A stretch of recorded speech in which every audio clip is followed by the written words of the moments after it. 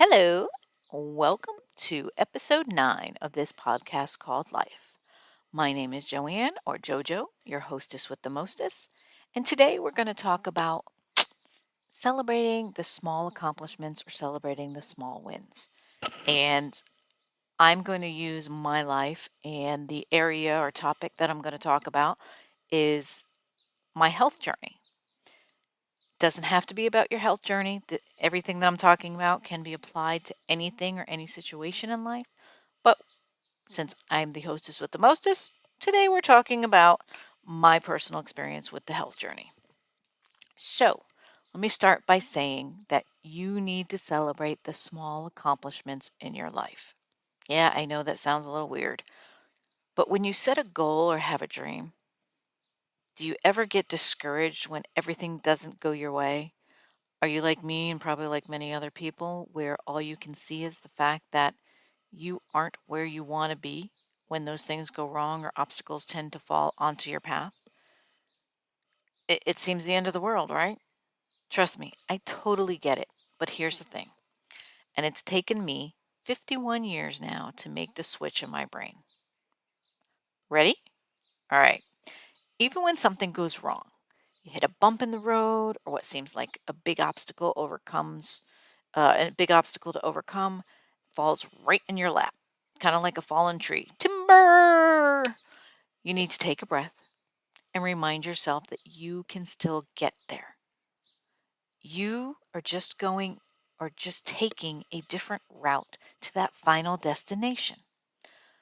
Let me give you an example. As I said in the beginning, we're going to talk about me, my journey, my health journey. I'm going to talk about losing weight and getting back into shape, or at least into a routine. Now, losing weight has become my arch nemesis after 45. And I'm going to get real for a minute. I have gained 35 pounds since I retired from the Army in 2014. And if you're good at math, you already realize that is almost a gain of 4 pounds per year, 1 pound less than that actually. Not something to be proud of, right? But I am. I'm no longer frustrated with it. And here's how I managed to change my own mindset with it. First, I had to accept and realize that there is no changing the past. What happened has happened, no matter how much I wish it otherwise. There's no going back. It's not back to the future. I don't have a DeLorean and I'm not going back in time to change things. And I can only accept it. And if I don't accept it, well, there's a problem with that. But if I can only accept it and move forward. And even if I don't accept it, it is what it is, and I still have to move forward. Second, although I am much heavier in body, I am much happier in spirit. Yep, it sounds wonky, I know, but so true for me, at least in my case. I had to swallow that hard truth pill, and it was not fun, and accept that I may never get to where I was in 2014. And trust me, that one hurt. It stung a lot. Instead of focusing on all the negative or the fact that I'm not at my personal goal of losing the weight, gaining the muscle, decreasing my BMI, I choose to focus on the little wins or the little accomplishments. And that helps me keep going. To use a running analogy, a lifestyle change of any type is a marathon and not a sprint. I mean, heck, the slower you lose the weight, the more likely you are to keep it off because those habits become, second nature to you and you keep doing it versus doing other things and it happens fast. Is this sustainable? Are you going to keep up with it? Most likely not.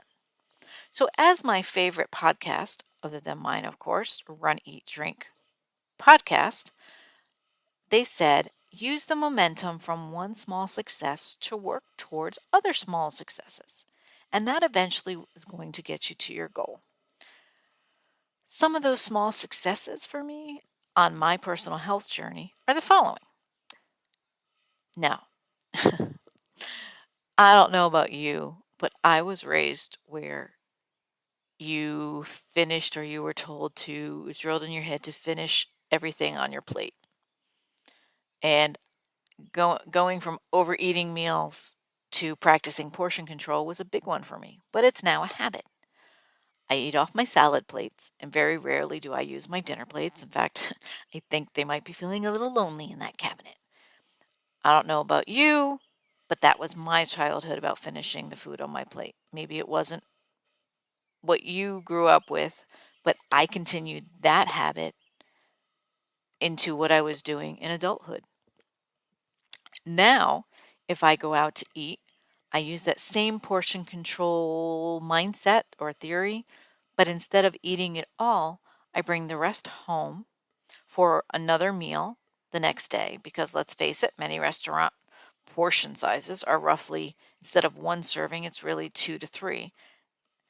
And the other thing, and I know a lot of people will be, oh, you're wasting food, because again, that was what was drilled into me as a child. There are, what was it?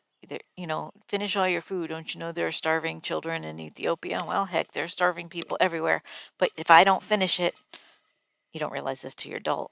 But if I don't finish it, they're not getting my leftovers. So how does that affect them? So I now celebrate the fact that it's a habit for me to eat off the small plate. That's a huge accomplishment and a win for me. Now, it is also another win is going from drinking roughly 3 to 4 bottles of soda daily, and that's Mountain Dew and Dr. Pepper. Now I'm down to a couple mini cans, those little baby cans per month. And of course, if I go to the movie theater, I do treat myself or allow myself to a medium soda. And I mean, come on, you need something to wash the popcorn down with, right? I personally, in my opinion only, do not believe in cutting any food type or categories out of my diet. And I know right now there are probably some of you that whose eyes just bulged out of their sockets and you're now all antsy in your chair and you're yelling out to yourself saying, Joanne, if you would just cut this out or cut that out or replace this with that, you'd lose the weight you're talking about. And guess what? I would tell you that you are right. But here's the thing. I've tried that before, and yes, I did lose some weight doing that. But it wasn't sustainable for me because I was just plain hangry all the time. And hangry Joanne, let me just tell you, is not a version of me that you want to be around. Heck, I don't want to be around. Or if I wasn't hangry, I would fall off the wagon because I would cut things out and I just craved it and I would binge on all the good stuff. Cookies, ice cream, all that yummy stuff. Then totally beat myself up with the guilt trip. So not only would I binge, but I would also feel bad about myself. Not a good time at all. So instead, I decided to cut back on certain foods, which I totally do enjoy and still have, but they aren't the healthiest for me. But if I feel like having a slice of cake, I have one slice of cake, not two. If I want pizza, I have pizza, but I no longer eat the whole pie in one sitting. Yes, that was me. I used to do that. Instead of ice cream, I eat gelato now. So when I have gelato, I'm going to have some gelato if I want it.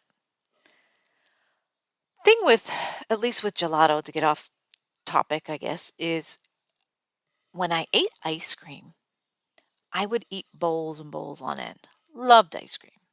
So now when I switch to gelato, a little bit goes a long way. And I'm happy with just having a little bit. I get that sweet craving and it's satisfied and that's it. So that's a win for me. Now, continuing on that health journey, water intake. Ugh, that is something that I struggle with because it's like a roller coaster ride for me. I don't know how you do with water, but that's how I describe myself with the water intake journey.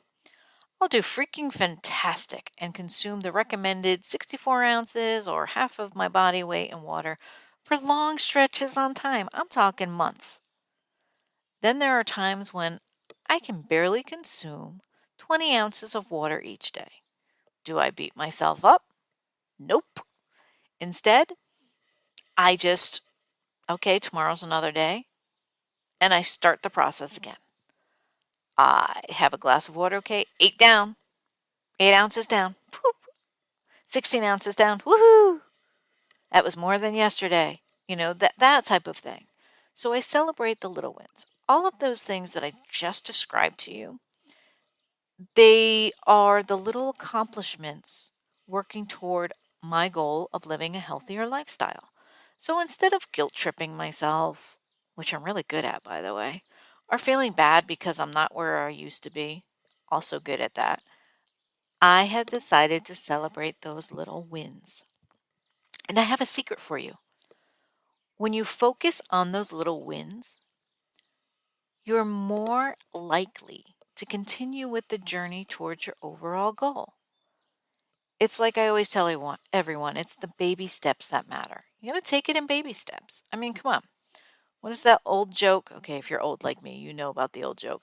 How do you eat an elephant? The answer is one bite at a time. I kind of figured that was a good analogy since we were talking about food. Now, I was a runner, then a run walker, and now I'm a walker due to injuries.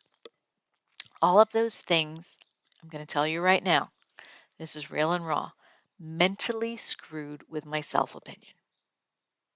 Yep, you may not have seen it from me, but I'm going to tell you inside my little demented head, it screwed with my self opinion, my self worth, because I used to run half marathons.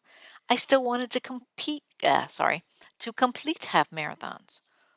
When I wasn't able to run the whole race, I was freaking devastated because that was my thing. That was my mental therapy. That was my self accomplishment. I identified as a runner, and injuries were not a part of my plan in any way, shape, or form. In fact, the injuries were a big obstacle in the way of my goal, which is to run those half marathons. I had the poor, pitiful me party of one. I was there for a little bit. I did not set up camp. It was a short visit, but I allowed myself that time. Then I wiped away the tears, pulled up my big girl panties, put away the cookies and ice cream. Yep, they went away, and focused on the little wins. All right, how do I get to where I want to be? How do I get to where I can still complete a half marathon? And the other thing where it messed with me is that my running family were doing the half marathons, the 5Ks, the 10Ks as well. And I wasn't able to participate, which meant I didn't go to the races, which meant I didn't see my friends. Whole new mess with my self-worth, with my self-identity. So again, I focused on the little wins. I had to work towards finding the mini goals or the mini accomplishments that would get me towards my goal, the overall goal. Overall goal. Again, I can't speak. So I started run walk intervals. I started slow and had running intervals of 1 minute, then 2 minutes, worked up to 3 minutes, and then finally 4. I celebrated those increases as smaller wins. Then my body decided it didn't want to play anymore with all of that running. So I had to readjust again. But how? I mean, this was something I really asked myself. How in the heck, Joanne, are you going to do that? And the answer was walking. And that was a hard one for me, again, mentally. I mean, let's face it, whether you are walking or running a race, you still get the same race shirt, you get the same medal, and you are walking or running the same distance, right? The goal is to finish the race. So again, I had to start slowly with walking and then slowly increase distance and then speed, because most of the races, if you don't know, if you're not a runner or a walker or you don't do races, they have a course time limit. Yep, I was celebrating my walks of distance. 1 mile, woohoo! 2 miles, awesome job, Joanne. 3 miles, you've got this. 5 miles, yeah, baby. And then 13.1. All right, so I knew I can do the distance. I got that down. The next mini goal was for me to work on my speed. And again, it was celebrating the small wins. Now, I wasn't fast at all when I was able to run the whole race, so I wasn't setting some unrealistic goal for myself. Most race courses are either the time limit is either 3.5 or 4 hours for a half marathon. And that time is from when the last runner starts the race or they cross the start line. And let me tell you, my first walking half marathon, my time was 4 hours, 10 minutes, and 20 seconds. Yes, a bit of a letdown, but it was an accomplishment.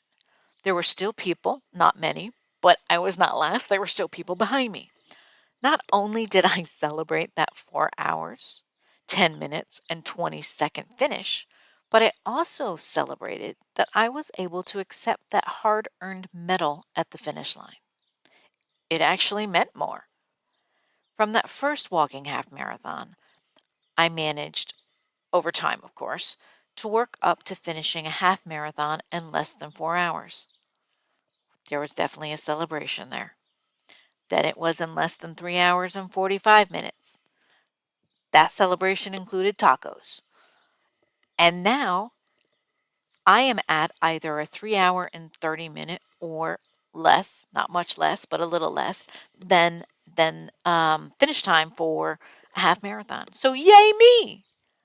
Now I know running may not be your thing, and that's okay. I've decided that we can still be friends with that. But no matter what it's about, you can apply that same principle, and you can apply it to anything. Apply it to work. Let's just say someone else got the promotion that you worked your ass off for. What do you do now? Do you find a new job? Do you get bitter? Do you come to work all angry? Been there, done that. No, you find what you want your goal to be, if it's that same job or that same job in another company, or maybe that's not the path that you want to take, if that's the way the company's going to do that to you, knowing that you worked hard.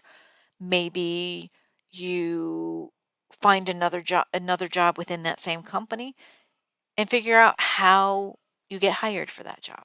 You got to find the small goals, mini goals, to get you to your overall goal.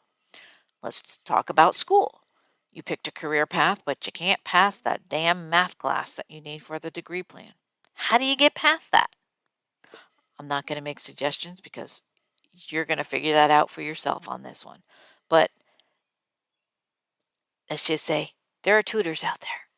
Math was never my strongest subject at all. So, yeah, that one rings true for me. But I got past it. Relationships. Well, this one I realize is a lot harder because it is truly emotional when it comes to relationships. But let's just say you fell in love with someone and then they broke up with you. Been there, done that, and I have the t-shirt for this one, and it's even framed. It hurts really bad when it's fresh. So I'm going to tell you right now, allow yourself to take the time to be heartbroken, be sad, be angry, have that pity party for one, which includes ice cream and cookies. But make sure it's a short visit. But do not, and I repeat, do not stay there. This is not a place, the pity party, I mean, for you to stay. It's not going to get you anywhere.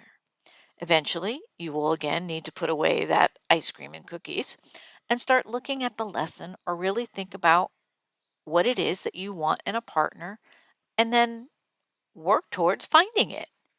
I'm there now. I truly believe that there is a reason for all that happens to us.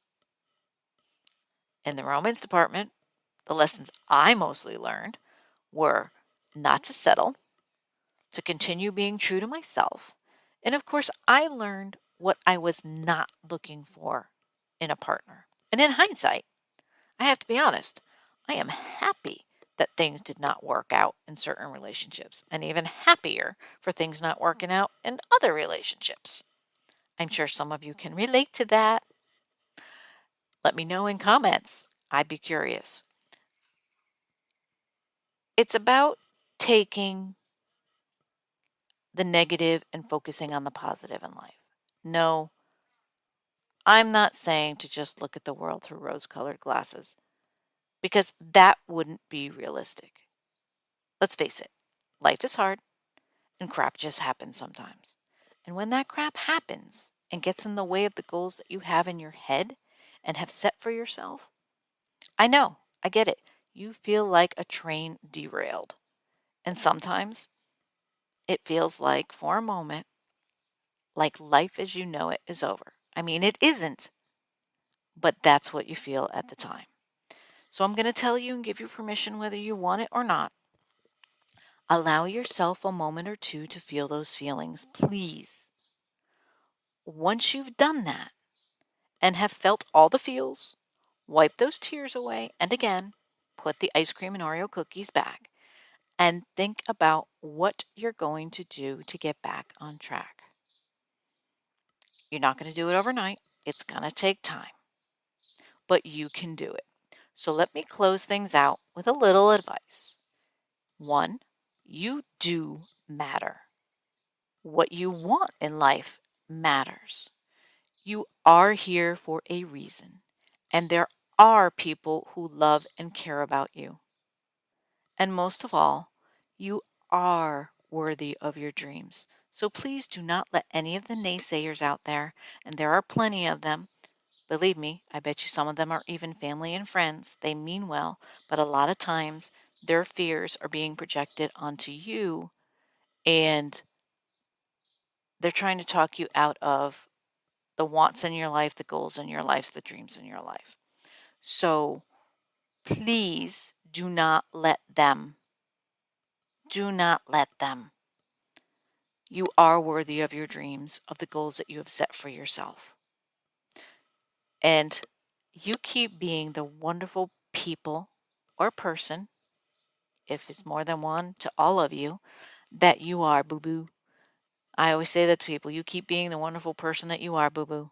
And with that, this concludes the end of episode 9 of this podcast called Life. Thanks for tuning in and for listening, and I'll see you next time.